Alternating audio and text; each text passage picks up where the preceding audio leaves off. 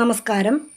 2015 പുറത്തിറങ്ങിയ പ്രേമം സിനിമയിലൂടെ പ്രശസ്തമായ ആലുവയിലെ അക്വാഡക്ട് പാലത്തിലെ പ്രവേശനം നിരോധിച്ചു.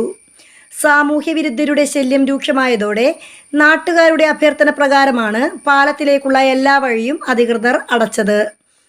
പെരിയാർ വാലി ജലസേചന പദ്ധതിയുടെ ഭാഗമായിരുന്ന നീർപ്പാലത്തിൻ്റെ പ്രവേശന കവാടങ്ങളിലെല്ലാം ഗ്രിൽ സ്ഥാപിച്ച് താഴിട്ട് പൂട്ടിയിട്ടുണ്ട്.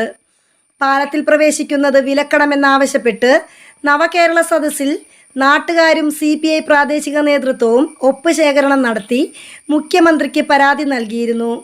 മയക്കുമരുന്ന് മാഫിയയുടെ കേന്ദ്രമായി പ്രദേശം മാറിയെന്നാണ് പരാതിയിലും ചൂണ്ടിക്കാട്ടിയിരുന്നത്.